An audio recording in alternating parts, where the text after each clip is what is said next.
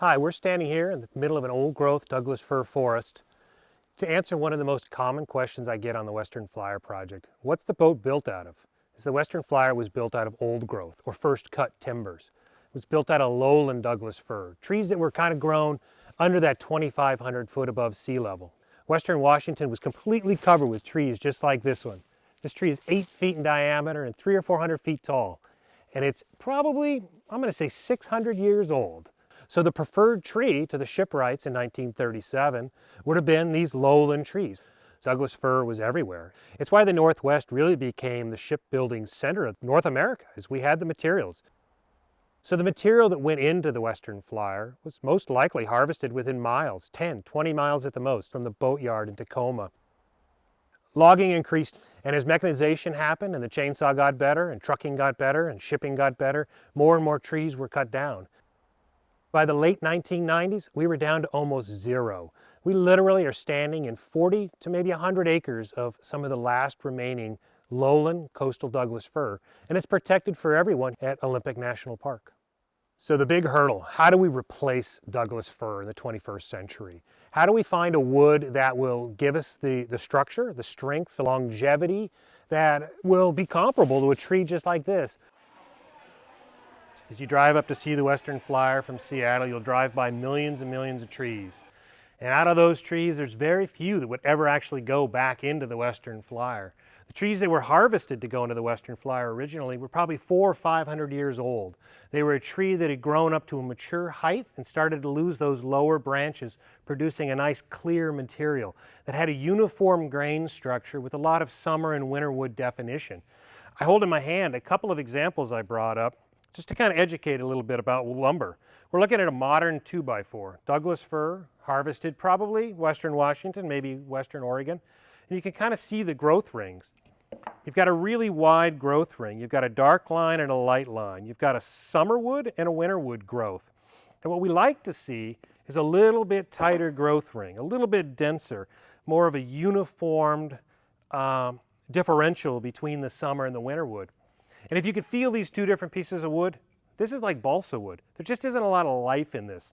Here's your common 2x4 harvested lowland Douglas fir, as I mentioned before, but it's a quick growing tree. This tree probably was 40, 50, 60 years old and is really harvestable in about 150 to 200 years. In my left hand here, I'm holding an old growth piece of Douglas fir. Dense, nice uniform grain, a lot of summer wood, a lot of this dark resiny, a lot of the kind of the blood or the life of the tree, I like to call it. And it gives it the rot resistancy and it gives it the structure and the strength. This one here is just perfect. It's about 14 to 20 rings per inch. Nice separation between the heartwood, the summer wood, and the winter wood in here.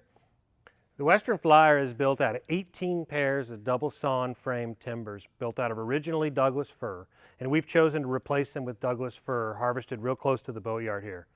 The function of these timbers is to kind of frame out that stern of the boat.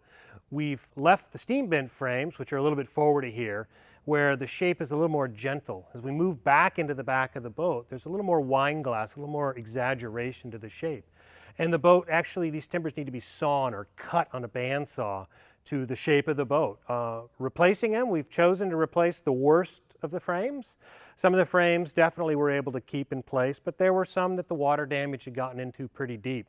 We chose to replace them in Douglas fir, similar material to the material the boat was built out of in 1937.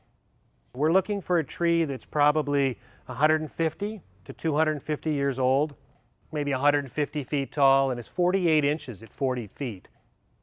Throughout the Pacific Northwest and really across the country, kind of these smaller sawmills have popped up. Today we were out looking at a mill out here in Quilcene, Washington, where he saws lumber that's harvested very close to his sawmill. We are starting to get to that point in the harvestability. You know, the Northwest was settled in the late 1880s, 1890s, and they were cutting down those forests pretty fast back then. So what are we now? We're 2019. We're starting to get trees that are in that bandwidth of growth, 120, 150 to 200-year-old tree. I'd love it if I could find enough wood to replank the Western Flyer right here in Port Townsend, right here on Mount Walker. I wish I could use one of those local sawmills. but we need almost 15,000 board feet of wood to replank the Western Flyer.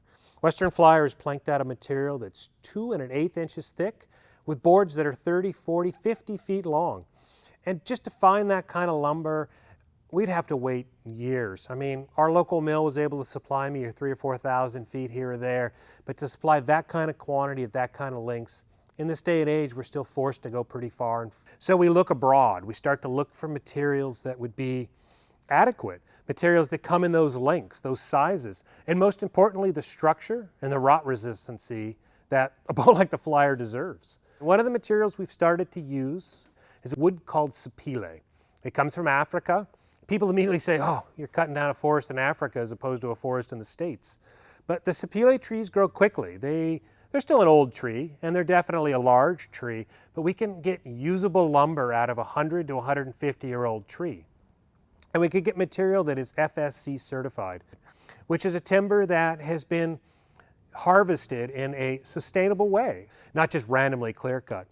So I can buy a tree at our local supply area here and have that sawn to the dimension exactly that we need in a very high-tech sawmill in Germany, brought to the Pacific Northwest, and I can put that wood into the boat, and I can know that wood will be in the boat for another 80 years. It's got the life, it's got the resistancy to the rot and the decay, and it can take the punishment the Western Flyer is going to be put up against, driving into big seas. In a weird way, the Western Flyer has become a victim of environmental change. That trees that were harvested so very close to the water, that were everywhere in 1937, built into a boat that fished for fish right there in front of the boatyard, none of that exists anymore. The Western Flyer that went off on this famous expedition of environmental discovery to draw a line in the sand has become its own victim of environmental change. The trees aren't there, the shipwrights are hardly there, and definitely the fish aren't there anymore. So things have changed.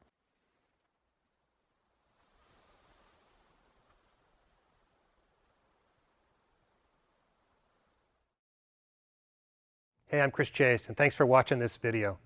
And make sure you subscribe to our channel for more videos about the restoration of the Western Flyer and programs that will take place aboard her once she's underway. Thanks.